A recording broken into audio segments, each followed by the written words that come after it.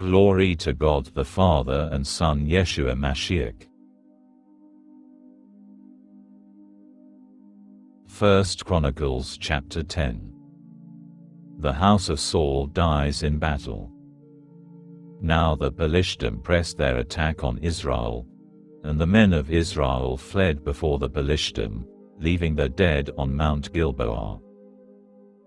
The Pelishtim pursued Sha'ul, overtook him and his sons, and the Pelishtim killed Jonathan, Avinadab and Malchishua, the sons of Sha'ul. The fighting went hard against Sha'ul. Then the archers overtook and wounded him, so that he was in agony. Sha'ul said to his armor-bearer, "Draw your sword and run me through with it. Otherwise, these uncircumcised men will come and make sport of me." But his armor-bearer refused. He was too frightened. So Sha'ul took his sword and fell on it. When his armor-bearer saw that Sha'ul was dead, he too fell on his own sword and died. Thus Sha'ul, his 3 sons and all his household died together. When all the men of Israel who were in the valley saw them fleeing and that Sha'ul and his sons were dead, they abandoned their cities and fled. Then the Pelishtim came and lived in them. The Philistines defiled Saul. The following day, when the Pelishtim came to strip the dead, they found Sha'ul and his sons lying dead on Mount Gilboa. They stripped him, then took his head and his armor and sent him all over the territory of the Pelishtim to carry the news to their idols and to the people. They put his armor in the temple of their gods and fastened his skull to the temple of Dagon. When everyone in Yabesh Gilead heard all that the Pelishtim had done to Sha'ul, all their warriors set out, took away the body of Sha'ul and the bodies of his sons, brought him to Yabesh, buried their bones under the pistachio tree in Yabesh, and fasted 7 days. Saul died for his transgressions. So Sha'ul died for the transgression he committed against Adonai, because of the word of Adonai that he did not keep and because he sought the counsel of a spirit, instead of consulting Adonai. Therefore Adonai put him to death and turned the rulership over to David the son of Yishai.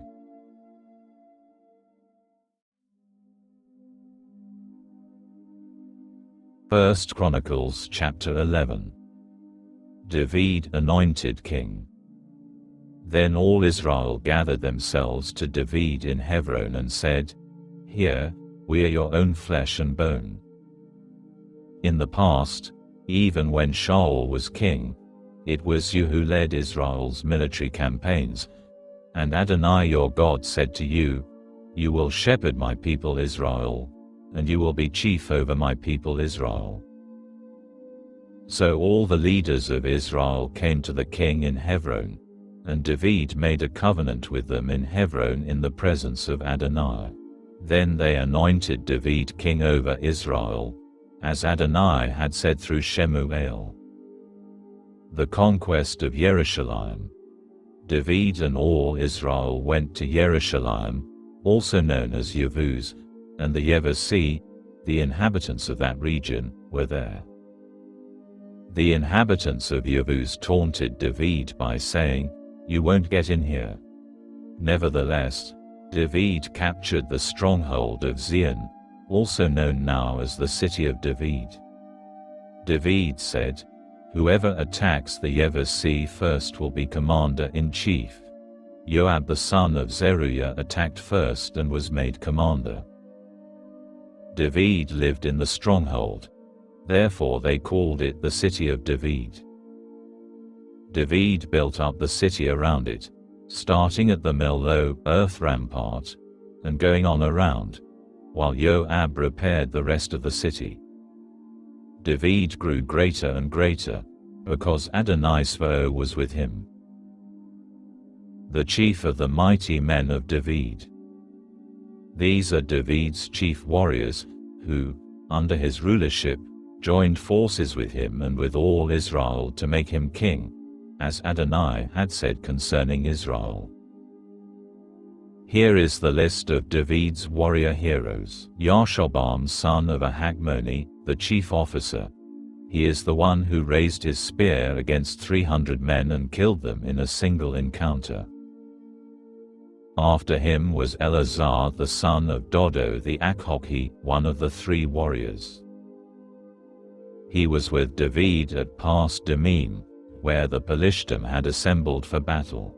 There was a plot of ground full of barley, and when the people fled from the Pelishtim, they stood in the middle of the plot and defended it, killing the Pelishtim, and Adonai saved them with a great victory. The 30 captains. 3 of the 30 leaders went down to the rock and came to David during harvest season at the cave of Adullam when the army of the Pelishtim had set up camp in the Rephaim valley. At that time David was in the fortress, and the garrison of the Pelishtim was in Beit Lechem. David had a craving and said, "I wish someone could give me water to drink from the well by the gate of Beit Lechem." The 3 broke through the army of the Pelishtim, drew water from the well by the gate of Beit Lechem, took it and brought it to David. But David would not drink it. Instead, he poured it out to Adonai, and said, "My God forbid that I should do such a thing. Am I to drink the blood of these men who went and put their lives in jeopardy? They risked their lives to bring it, and he would not consent to drink it." These are the things the 3 warrior heroes did. Avishai the brother of Joab was chief of these 3. He raised his spear against 300 men and killed them. Thus he had a reputation even among the 3. Of the 3 in the second rank he had the most honor and was therefore made their leader. However, he did not achieve the status of the first 3.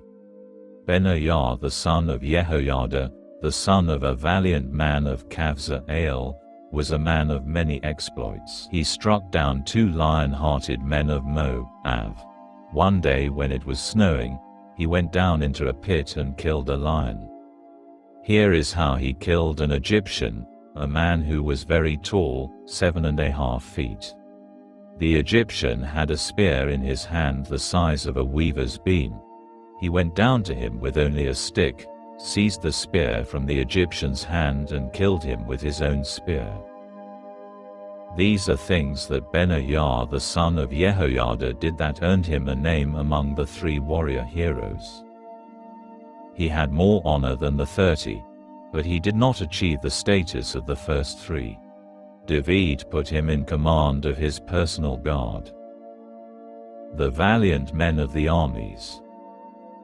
There were also these warrior heroes: Asael the brother of Joab, Elkanan the son of Dodo, from Beit Lechem, Shammah the Harori, Helitz the Peloni, Ira son of Achash from Tekoa, Aviezer from Anathoth, Sibkai the Hushati, Eli the Akhoki, Maarai the Netophathi, Haled the son of Baana the Netophathi, Ittai the son of Revi from Giv'ah, from the descendants of Benjamin, Benayahu from Pir Athon, Hurai from the Vardis of Gaash, Aviel the Arvathi, Asmavate the Bakharumi El-Yakbar the Sha'ulvoni, the sons of Hashem the Gizoni, Jehonathan the son of Shagade the Harari, Achiam the son of Sakar the Harari,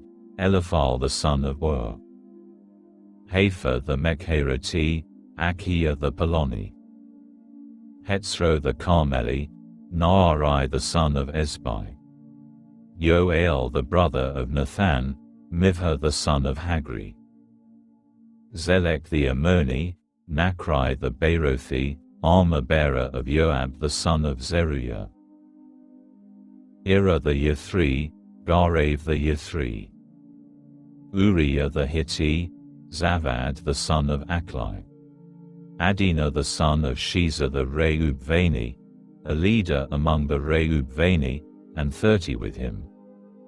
Hanan the son of Maacah, Joshaphat the Mithni, Uzziah the Ashterathi, Shammah and Yeiel the sons of Hotham the Aroeri, Yediael the son of Shimri, Yokar his brother, the Titzi, Eliel from Machavim, Yerivi and Yoshaviah the sons of Elnaam, Yithmar the Moavi, Eliel, Oved, and Yaziel from Metzoviah.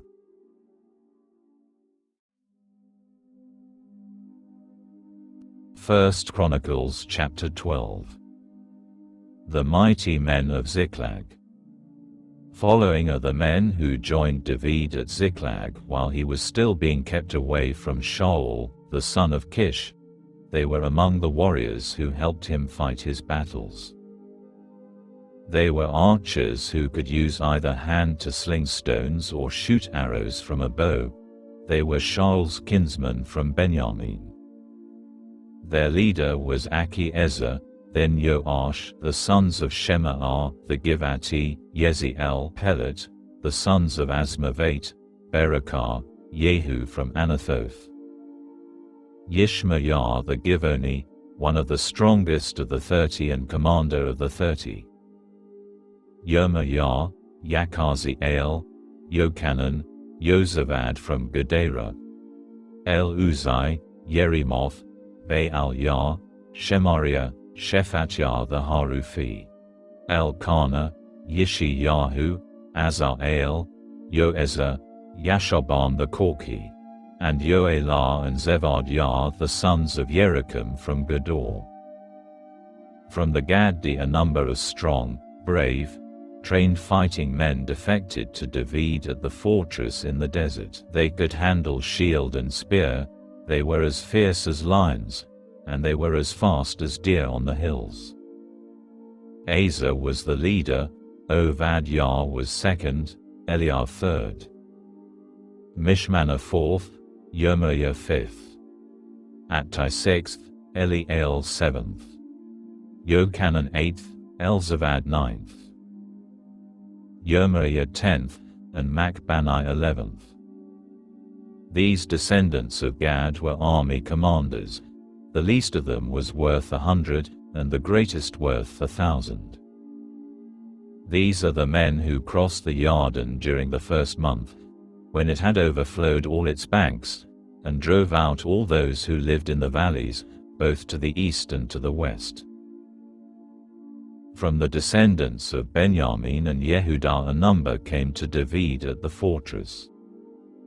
When David went out to meet them, he said, "If you are coming to me in peace to help me, my heart will be bonded to yours. But if you are coming to betray me to my enemies, then, since I have done nothing wrong, may the God of our fathers see it and judge." Then the Spirit covered Amasai the chief commander, and he said, "We are yours, David, on your side, son of Yishai. Peace, peace to you, and peace to your helpers, for your God helps you." David welcomed them and made them senior officers.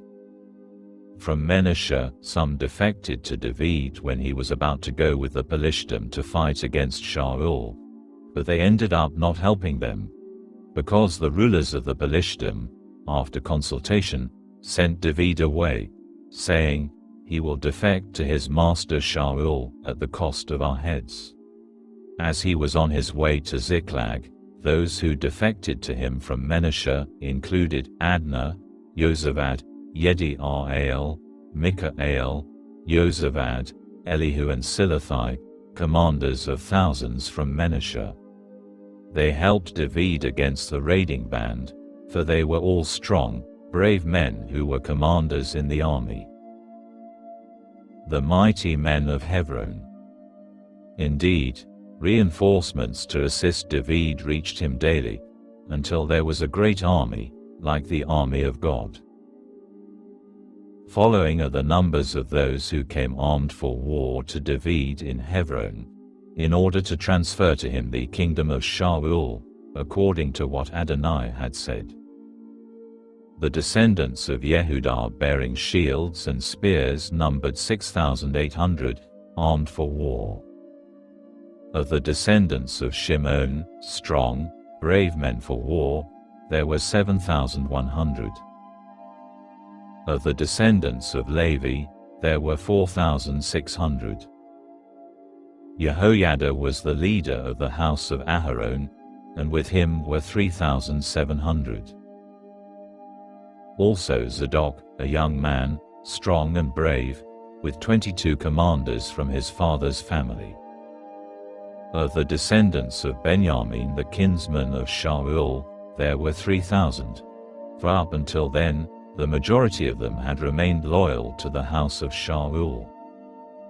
Of the descendants of Ephraim, there were 20,800 strong, brave men, well known in their fathers' families. Of the half-tribe of Manasseh, 18,000 were designated by name to come and make David king.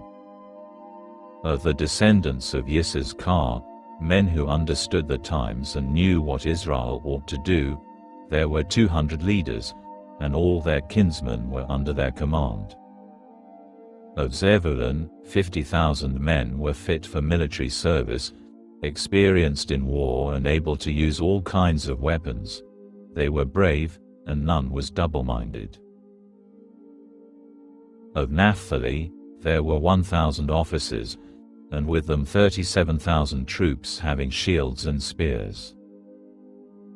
Of Dan, 28,600 were experienced in war. Of Asher, 40,000 men were fit for military service and experienced in war. On the other side of the Yarden, from the Reubeni, the Gadi and the half-tribe of Manasseh, there were 120,000 with all kinds of weapons for battle. All these soldiers who were experienced in war came to Hebron wholeheartedly to make David king over all Israel, and all the rest from Israel were single-hearted in wanting to make David king. They remained there with David for 3 days, eating and drinking, for their kinsmen had prepared for them. Moreover, those who were near them, and even those as far as Issachar, Zebulun and Naphtali, brought food on donkeys, camels, mules and oxen, baked goods, fig cakes, clusters of raisins, wine, oil, and oxen and sheep in abundance, for there was joy in Israel.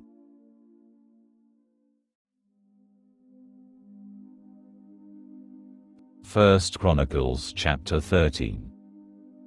Preparation to bring again the Ark of God. David consulted with the commanders of thousands and of hundreds, with every leader. Then David said to the entire assembly of Israel, "If it seems good to you, and if it is the will of Adonai our God, let's send messengers to the rest of our kinsmen in the land of Israel, and also to the Kohanim and Levim in their cities with surrounding open land, asking them to join us. And let's bring back the ark of our God to ourselves, since we didn't go after it when Sha'ul was king." The whole assembly said they would do this, for in the view of all the people it seemed right. So David summoned all Israel to come together, from Shecor in Egypt all the way to the entrance of Hamath, to bring the ark of God from Kiryat Yearim. God smites Uzzah. David went up with all Israel to Bar-Allah, that is, Kiryat Yearim, which belonged to Yehudah, to bring up from there the ark of God, Adonai, who is enthroned above the cherubim, bearing the name. They set the ark of God on a new cart from the house of Avinadav, with Uzzah and Achio, the sons of Avinadav, driving the cart. David and all Israel celebrated in the presence of God with all their strength, with songs, lyres, lutes, tambourines, cymbals and trumpets. When they arrived at Kedon's threshing floor, the oxen stumbled, and Uzzah put out his hand to steady the ark. But Adonai's anger blazed up against Uzzah, and he struck him down, because he had put out his hand and touched the ark, so that he died there before God. It upset David that Adonai had broken out against Uzzah. That place has been called Peretz Uzzah, breaking out of Uzzah, ever since. That day, God frightened David. He asked, "How can I bring the ark of God to me?" So David didn't bring the ark into the city of David. Rather, David carried it aside into the house of Oved Edom the Gittite. The ark of God stayed with the family of Oved Edom the Gittite in his house for 3 months. And Adonai blessed the household of Oved Edom and all he had.